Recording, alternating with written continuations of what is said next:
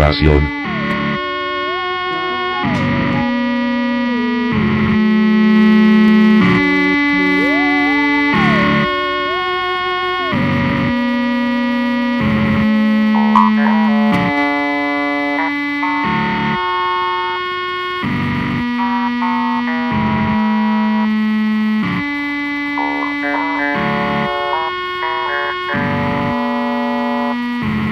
Bonsoir à tous et à toutes, bienvenue sur Radio Grand Papier, l'émission de bande dessinée sur Radio Campus, la radio de la communauté de l'Université libre de Bruxelles.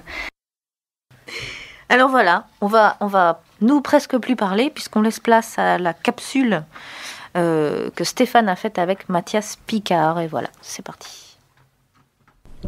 Mathias, bonjour. Bonjour Stéphane. Alors tu es en ce moment en train de parcourir le monde avec ton livre Jim Curious, qui est dans les librairies.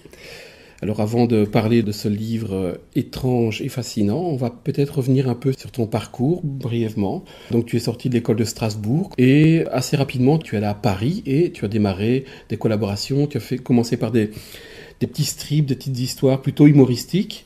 Et puis à un moment donné émerge Janine. Comment ça arrive ce projet ? Eh ben, simplement, Janine, c'est une voisine. À Strasbourg, on habite deux, trois maisons à côté, l'un de l'autre. Et je la vois dans sa voiture le soir. Elle est prostituée, donc elle attend les clients. Moi, je la croise comme ça.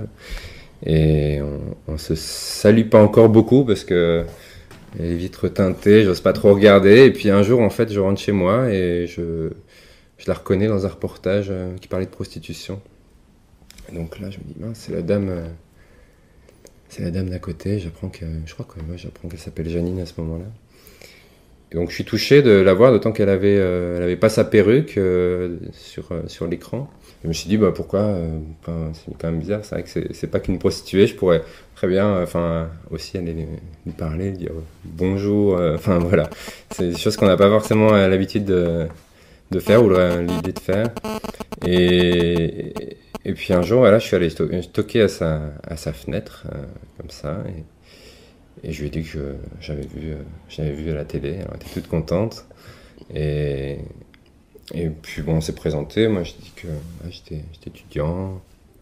Elle me dit aussi qu'elle faisait du dessin quand elle était petite, plus jeune. Elle dessinait des portraits des personnalités, où elle faisait des dessins de la cathédrale, je crois. Mais j'ai pas vu ces dessins. Elle dessinait au fusain, apparemment. Et voilà, donc petit à petit, c'est venu de choses un peu très, très diverses dans son discours. Elle me parlait un peu de tout et n'importe quoi, en fonction de nos échanges. Et j'ai découvert petit à petit un personnage qui m'a inspiré. Qui m'a donné envie d'en savoir plus, en fait. Donc je suis retourné la voir, sa voiture, et puis après elle a dit passe à la maison, et voilà, on a bu des cafés, et puis la suite est racontée dans l'histoire. Alors le coup de kick de ce projet, ça a été qu'à un moment donné, Jean-Christophe Menu fait appel à toi et te demande de formaliser ce projet qui était un peu dans les cartons. Mm-hmm. Et comment est-ce que Jean-Christophe Menu connaissait ton boulot à ce moment-là ? Eh bien, j'ai présenté mes projets de fin d'année. En fait, Janine, j'avais dessiné quelques pages et j'avais écrit l'histoire, mais j'avais pas encore de projet d'édition. À l'époque, j'avais présenté ça en fin d'année devant un jury. Il y avait Jean-Christophe Menu dans le jury. Et il y avait aussi Jim Curious dans mes projets de diplôme.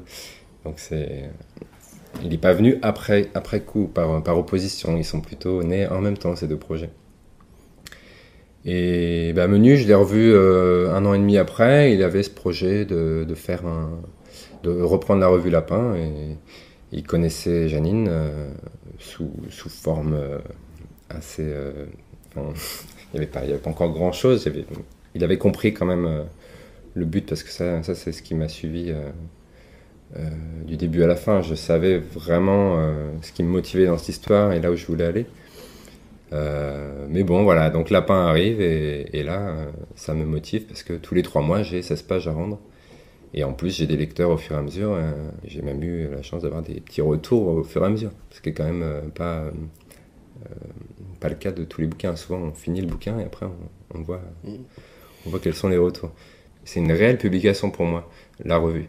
Si elle est faite au fur et à mesure. Voilà, moi, je ne savais pas quel allait être graphiquement, formellement, le prochain épisode. Je savais ce que j'allais y mettre dedans, mais il n'était pas encore réalisé. Donc, pour moi, je publiais vraiment dans Lapin. Et après, il y a eu une autre publication qui était Janine, le livre en entier. Et voilà, pour moi, il y a une nuance entre les deux. En tout cas, c'est...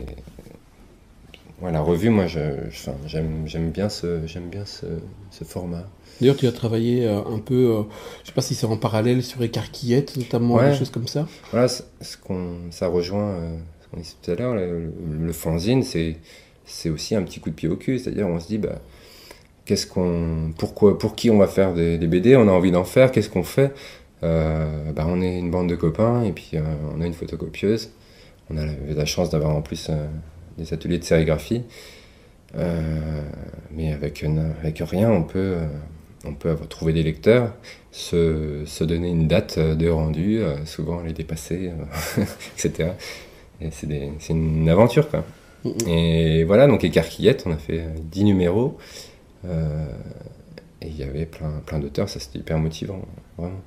Alors, Janine est un livre qui est à la biographie romancée à deux étages d'une femme, puisque elle est romancée par elle-même, puis romancée par toi. C'est quelque chose qui trouve tout à fait sa place dans une lignée de l'association, etc. Et tu disais que parallèlement à ça, déjà à Strasbourg, tu es en train de travailler sur Jim Curious. Comment ça se fait qu'il y a un tel écart entre les deux? À l'époque, je ne me posais pas du tout la question. Il y avait Janine, ça me passionnait, ça me demandait beaucoup de concentration et ça me faisait un peu sortir d'ailleurs, il y a le simple fait de sortir de chez soi pour aller à la rencontre de quelqu'un. Donc je suis plus dans ma table à dessin, ça se passe ailleurs et c'est après que j'y reviens à ma table. Et qu'est-ce qui se passait à ma table à dessin? Sinon, quand avant de rencontrer Janine, c'était comme tu disais, je fais des petites histoires, d'ailleurs ça reviendra, pas mal de croquis aussi, des expérimentations graphiques. Et puis un jour, je me suis amusé à gratter avec de la peinture, tout ça, je m'amusais. Et puis c'est devenu une peinture sur rhodoïde que j'ai grattée. En même temps, j'ai expérimenté, j'avais envie de faire une image en 3D. Un jour, j'ai cherché comment ça se faisait. Je fais ma petite image, je la montre, les gens trouvaient ça rigolo, moi ça me fascinait aussi. Un truc tout simple. Et puis après, je me suis dit, qu'est-ce que je peux en faire? Quel est l'intérêt de faire de la 3D sur une image? Comment composer une image en 3D? Qu'est-ce que ça apporte, ça? Et donc j'ai pensé à cette histoire avec Jim Curious, dans un univers flottant. J'avais envie qu'on oublie l'océan. Je voudrais pas que ce soit un livre de plongeur, Jim Curious. C'est un livre aussi de plein de mystères. Enfin, moi je voulais conquérir que Jim Curious découvre ce mystère. Tout ce qui est caché, tout ce qui est sombre. C'était une façon de faire quelque chose d'autre, de pouvoir répartir, me concentrer à fond sur Janine et en même temps faire quelque chose de plus graphique. En fait, j'ai l'impression qu'à chaque fois que je suis à fond dans un projet, je me dis « Ah, mais j'aimerais bien aussi faire complètement autre chose. » Si je raconte quelque chose de sérieux, j'ai envie de faire des grosses blagues débiles à côté. Ça permet aussi d'alterner, d'être équilibré, en fait. J'ai repris juste après avoir terminé Janine. D'abord tout doucement, j'ai refait les images en fait que j'avais déjà faites à l'époque, donc le style s'était affiné. J'ai redessiné Jim, je me suis amusé un peu à redévelopper l'univers, à me documenter, à fouiller toute une imagerie de la mer. Alors moi, ce qui m'a vachement intéressé, c'était plutôt le dessin du poisson que le poisson en lui-même. Je suis fasciné par ces auteurs qui ont passé leur vie à dessiner, par exemple, des animaux. On peut penser à Buffon. Voilà, moi ça me fascine, un gars qui passe sa vie et qui classe un peu les poissons, qui les dessine. Et j'avoue que je suis pas forcément fan d'une vidéo sous-marine. Je trouve ça assez fade. Mais voilà, par contre, après, les dessiner, je trouve qu'il y a quelque chose de très graphique. Donc j'ai choisi de ne pas mettre de texte dans Jim Curious. C'était un procédé 3D, je voulais pas tout mélanger. Et en même temps, j'avais envie de raconter une histoire, que cette 3D s'inscrive dans une histoire, que ce soit pas juste des images. Est-ce que le fait que ce soit un univers plutôt lié à l'enfance a été un choix délibéré ou c'est quelque chose qui est arrivé graphiquement? Lié à l'enfance. Jim, il est à la fois enfant, il est à la fois adulte. On le voit pas trop, on voit juste deux points, il a un visage assez universel. J'arriverais pas à mettre des mots sur les images, c'est-à-dire à les expliquer autrement que par le dessin. Après, il y a des formes, voilà, parfois ça peut paraître sexuel même. On m'a parlé de liquide amniotique, de choses comme ça. Moi, je trouve ça intéressant parce que c'est des mots auxquels je pensais pas, mais ça résonne tout à fait. Enfin, je sais pas, j'ai l'impression de ne pas avoir forcément le recul pour parler. Bon, en même temps, voilà, c'est pas mon propos, c'est pas non plus de raconter une histoire ouvertement comme ça, de quelque chose d'inconscient. Enfin, forcément, j'ai mis des choses dedans, mais je saurais pas les expliquer, c'est compliqué. Est-ce que pour toi, c'est une espèce de tension salvatrice, le fait d'avoir d'un côté, d'avoir eu Janine qui était un projet, en effet, comme tu le disais, très fort, penché sur l'extérieur, on sort de l'atelier, et puis on se documente, on tire les verres du nez d'une femme pour savoir ce qu'elle a fait, à quel moment, etc. Et puis cet autre univers qui est, comme tu disais, au-delà ou en deçà des mots, et dans lesquels on est avec soi-même, avec une planche à dessin, en train de construire un petit univers amniotique. Oui, mais là, pour le coup, c'est vrai que tu vois, c'est mieux quand c'est toi qu'on parle. Mais ça résonne, mais... Est-ce qu'entre les deux, il y a une synthèse impossible, et donc il y aura toujours deux aspects du travail que tu vas garder comme ça? Moi, je pense que c'est complémentaire, ouais. Enfin, c'est pas enfin, c'est sûr que formellement, ils sont complètement différents, mais pour moi, en tant que dessinateur, auteur, conteur d'histoire, ça fait un tout, et puis ça fera encore un tout avec les prochaines histoires que je raconterai. Je pourrais continuer en faisant des livres complètement différents à chaque fois. Jim Curious n'est pas seulement un dessin, c'est aussi un procédé. Donc on met une lunette et on regarde un livre, un objet très luxueux. C'est le bouquin qu'on ouvre à deux mains après s'être un peu frotté les mains sur les jambes pour pas le salir. Cet aspect, c'est quelque chose que tu as négocié avec 2024. Comment ça s'est fait, la fabrication de l'objet? Ouais, c'est un gros travail. Donc j'ai fait tous mes dessins à la main, et ensuite je passais les dessins sur l'ordinateur. Donc j'avais un rendu écran. Il faut savoir que la 3D en anaglyphe, quand on l'imprime sur son imprimante, ça marche pas. Quand on l'a fait imprimer chez un imprimeur, ça marche pas. Il faut trouver une solution pour passer en gros du RVB au CMJN. Et avec 2024, on s'est bien posé ces questions-là, mais très en amont, presque au début du projet, ils ont commencé à réfléchir. On a vu des sites internet de passionnés qui disaient que c'était impossible. On a vu aussi des exemples qui fonctionnaient, mais on trouvait ça donc très, très terne. Le noir et blanc, dans le noir et blanc, le noir devient gris et le blanc aussi est gris, donc on perd du contraste. Et c'était en dessous du niveau d'exigence de 2024. Et on voulait un livre à la fois joli, agréable à regarder sans les lunettes, et en même temps qui fonctionne avec les lunettes. Donc on a travaillé il nous fallait un papier adéquat, on a travaillé en Pantone, et on a travaillé avec un très bon imprimeur aussi à Milan, Grafiche Milani. Et moi je me suis déplacé avec 2024 pour aller à l'impression, et on a choisi vraiment, on a fait les dosages de peinture. On a été en fait surpris du résultat, car certaines images même marchaient mieux, avaient plus de profondeur et de sensibilité que sur écran.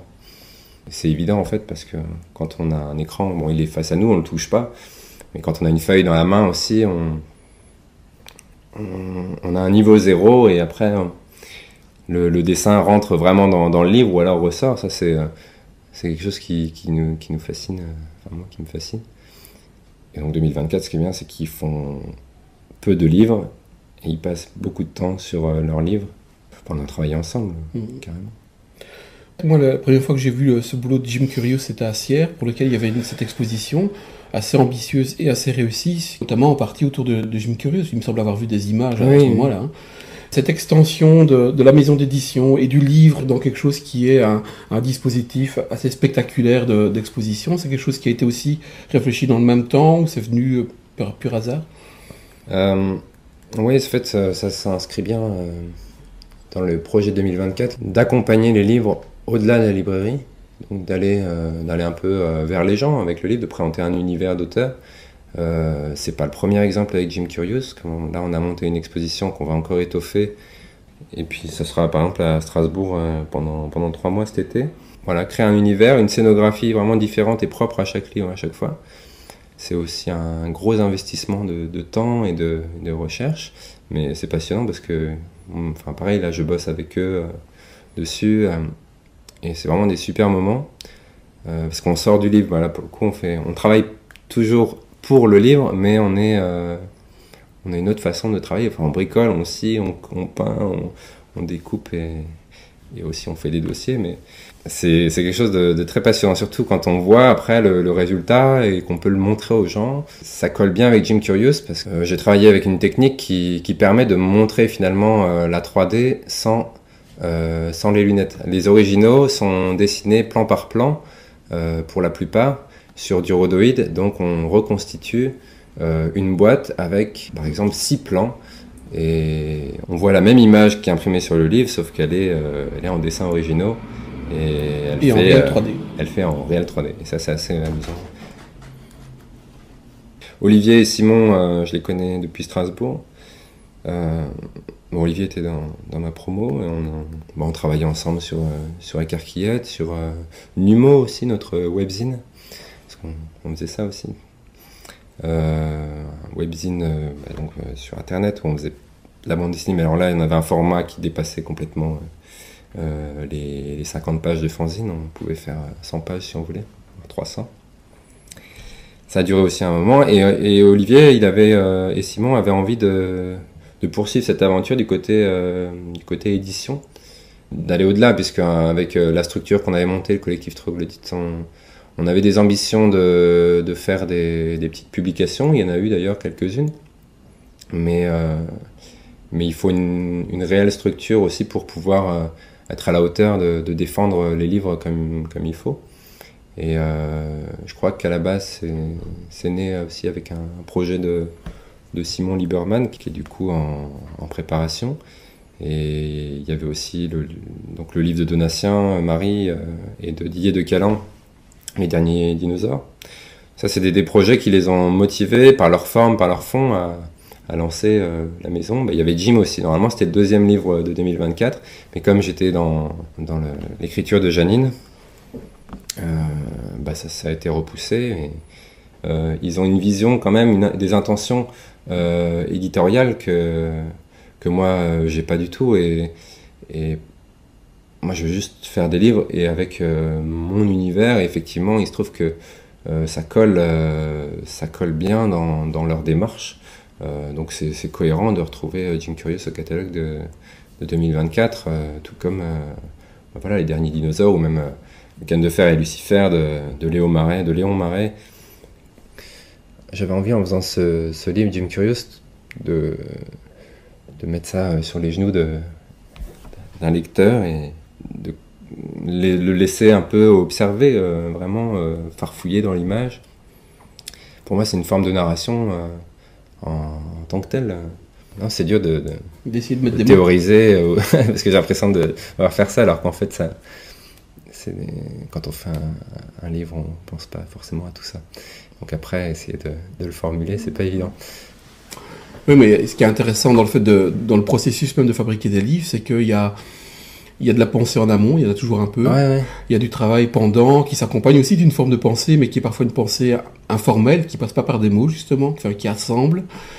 Et puis il y a le temps d'après, où tu peux revenir sur un boulot avec ce qui en a été dit par ailleurs, la manière dont il est défendu, parfois par ton éditeur lui-même. Et donc tout ça produit une espèce de littérature autour de l'objet qui est parfois étrange et parfois qui peut tomber juste, en effet. Enfin, On parlait tout à l'heure d'effet d'école par rapport à Strasbourg. On disait qu'il y a ce désir de la belle image, etc. C'est quelque chose qui est porté, je sais pas par qui, je sais pas comment, à l'intérieur de cette école, ce qui fait qu'on voit toute une génération de jeunes artistes et d'auteurs de bande dessinée qui sortent de cette école, qui ont cette attention particulière. Donc je pense qu'elle n'est pas un pur hasard. Elle est formée soit comme le jeu de la marelle se colporte à l'intérieur d'une école sans qu'il y ait aucun adulte qui s'en fasse l'écho, mais et puis d'autre part, il doit y avoir aussi quelque chose qui est de l'ordre d'une lignée de l'école qui est là. Mais je trouve aussi que les amis qui sortent de l'école, on a tous des travaux. Enfin, moi, je les trouve vraiment différents. C'est-à-dire que j'estime pas avoir la même approche que Donatien ou Olivier, Léo aussi. C'est pour moi des projets complètement différents et je sais pas. Après c'est vrai qu'il y a un regard extérieur avec cette école. Ça permet de rassembler un peu tous ces auteurs qui viennent de nulle part. Au moins, on sait qu'ils viennent de là, ça rassure. Mais je crois aussi que à notre génération des Arts Déco, moi, j'ai pas ressenti de formatage. On avait vraiment tous des univers complètement différents. Par contre, on se regroupait. On se regroupait à travers des fanzines et aujourd'hui à travers une maison d'édition pour quelques-uns. S'il y a une unité qui est apparente, c'est que 2024 est en train vraiment de construire un catalogue avec une personnalité. Tu parlais tout à l'heure d'un troisième projet que tu avais démarré à l'époque où tu terminé Strasbourg et que tu as laissé sur le côté. Et donc ça nous permet de rebondir sur quoi ? Qu'est-ce qui va arriver maintenant ? Pour l'instant, rien n'est engagé, mais ouais, j'ai des envies, je sais pas si on peut en parler concrètement, mais voilà, j'avais créé un personnage à la même époque, un personnage d'aventure. J'ai aussi envie de raconter des aventures avec un héros de bande dessinée classique, on va dire. Et là maintenant tu es en pause depuis que Jim Curious est sorti. Là on travaille sur l'exposition de Jim Curious, on fait en même temps une exposition à Saint-Ouen, une exposition en 2024 à la médiathèque Persépolis. Donc là, j'avais encore hier de la peinture sur les doigts. Et puis dès que ça s'est un peu reposé, je me remets au projet à venir. Pourquoi pas aussi explorer une autre forme de mise en relief. C'est-à-dire que si je venais à refaire un livre dans l'esprit de Jim Curious, ça serait donc... un livre en relief, mais sans lunettes bleues et rouges. Apparemment, il y a d'autres procédés que je suis en train de découvrir et ça m'intéresse aussi, mais en fait, j'attends de voir. C'est vraiment pas sûr, mais ça peut être intéressant de poursuivre la recherche graphique autour de la mise en relief, j'appellerais ça, plutôt que de 3D. Séparer les plans, il y a d'autres procédés. On verra. Ça, pour l'instant, je pense que je vais regarder ça de plus près d'ici 2013 là. Et j'ai envie de refaire de la bande dessinée aussi, donc à travers une aventure avec un héros. Voilà, c'était l'interview de Mathias Picard par Stéphane Noël. Alors on va terminer tranquillement, donc on a quand même demandé à Mathias de nous choisir un morceau de musique. Et j'ai même un petit texte d'introduction, donc je vais vous citer ça tout à l'heure. Et puis, l'agenda, on va pas le faire parce qu'il y a énormément de choses. Alors, plutôt que d'en sélectionner quelques-unes, vous allez tout simplement aller voir sur le site et lire tout ça convenablement parce qu'il y a énormément de choses à voir et qu'il ne faut pas rater. Et puis sinon, si vous voulez savoir quand est-ce qu'on revient parler à Radio Grand Papier, ce sera le mercredi 19 décembre pour la dernière émission de l'année. Donc voilà, et alors le morceau de Mathias Picard, c'est les Kings Fennec. Le morceau s'appelle Black Lungs, et donc je cite Mathias au mot près. Les Kings Fennec, c'est un groupe de garage punk sans chien, mené par le guitar-héros Grégoire Carlet, l'auteur de Bakou à l'association et bientôt de La Nuit du Capricorne, une bande dessinée qui paraîtra en avril 2013 à l'Assaut. Foncez les voir le 24 novembre au Point éphémère à Paris lors de l'AG des éditions de l'Assaut et le 27 novembre à l'International à Paris. Accrochez-vous les filles et préparez une culotte de rechange. Entre parenthèses, le bassiste transpire beaucoup. Voilà. Donc merci Mathias pour ta littérature. Je ne lui connaissais pas cette vulgarité. Mais c'est pas vulgaire du tout, c'est toi qui as les idées déplacées, c'est tout. Et alors sinon, petite note vite des techniciens, c'est que le morceau de Karl apparemment a coupé. Eh bien, nous corrigerons ça dans le podcast, pas de souci, donc ne pleurez pas, vous en faites pas. Merci à tous. C'est vrai qu'il n'est pas vulgaire, c'est un langage cru. C'est un langage ça cru. que je voulais dire. Voilà. Désolé. Et voilà. Au mois prochain, merci à tous. Merci à Mathias pour cette petite interview. Et bonne soirée.